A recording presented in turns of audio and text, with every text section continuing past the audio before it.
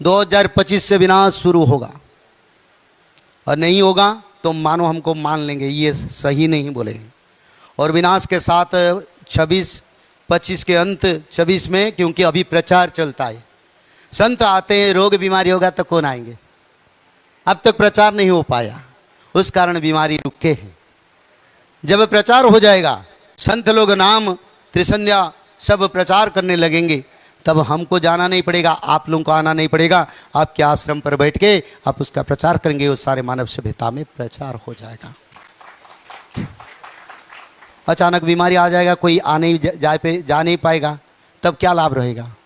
जब अंतिम समय, उसी समय भगवान कल्कि का भविष्य पुराण बीज के रूप में, अमृत की रूप में पान करेंगे संत साधु भक्त, और वही लोग उद्धार होंगे। तो इसीलिए समय हाथ में नहीं है, आगे बीमारी आएगा, और बीमारी का रक्षा का मंत्र त्रिकाल संध्या है, उसको भजना पड़ेगा सबको। और 3 साल कम से कम ना भजने से वो सिद्ध नहीं होगा, पहले से भी बता देता हूँ। 1 साल 2 दिन 3 दिन भजने से नहीं होगा, 3 साल भजना पड़ेगा।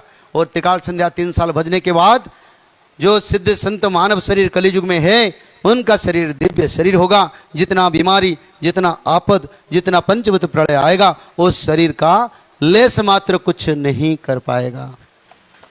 जय जगन्नाथ, जय जगन्नाथ, जय जगन्नाथ। बड़ा विचारधारा है, जैसे आज सांप्रदायिकता भारत में फैल गया। मैं बताता हूँ कि पूर्व और पश्चिम युद्ध की प्रभाव से लाल वर्ण बन जाएगा, जैसे महाभारत युद्ध।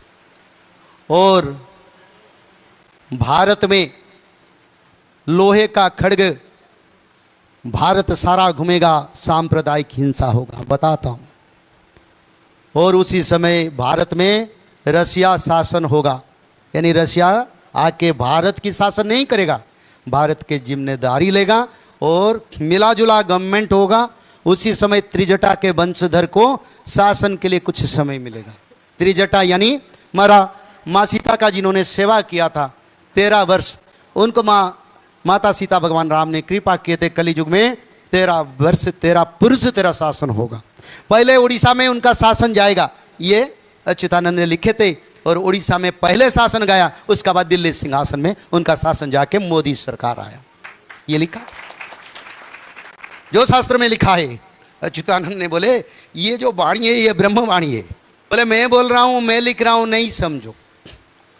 ये पूर्व यानी आदि युग से भगवान नारायण ने रचना की, मैं तो लिख रहा हूं, उद्धार कर रहा हूं। जैसे संत तुकाराम, संत एकनाथ, संत रामलाचार्य, संत विवेकानंद, रामकृष्णानंद जैसे भारत में कई संत परंपरा आके शास्त्र का पुनर्वलोकन किए, बस उसको तो अच्युतानंद ने पुनर्वलोकन किए। सच में तो उस शास्त्र को भगवान ने आदि युग में रचना किए थे।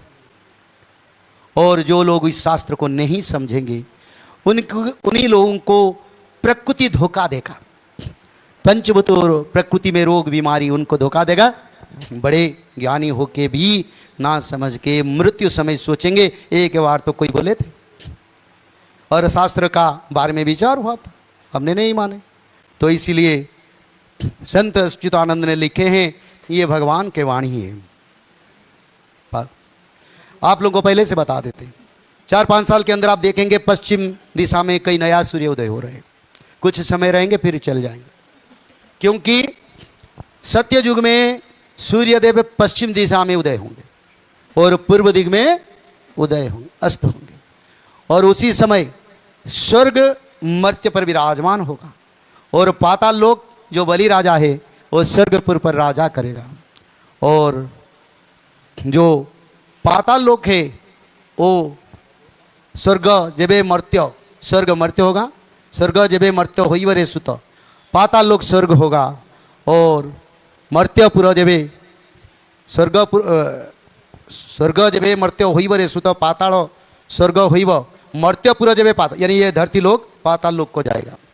उसी समय पूर्व दिशा छोड़ के सूर्य भगवान पश्चिम दिशा में उदय होंगे। तो इसका क्या फल मिलेगा? समुद्र का पानी मीठा बनेगा। ग्रह नक्षत्रों की स्थिति के अनुसार धरती पर मानव में सुगुण, तमगुण, सत्वगुण प्रतीयमान होता है। धरती पर जलवायु होता है, पानी मीठा लगता है, पानी खारा लगता है। और सूर्य नवग्रह स्थिति के अनुसार धरती पर अनुकूल वातावरण बनेगा और समुद्र के किनारे गांव बस्ती बैठेगा, किसी का कोई दुख नहीं रहेगा। पर एक सबको निवेदन करता हूं, हर घर में भागवत पठन, हर घर में त्रिकाल संध्या और माधव नाम भजन से सत्य युग को मानव जाने के लिए लायक बनेंगे। बोलिए माधव भगवान की जय।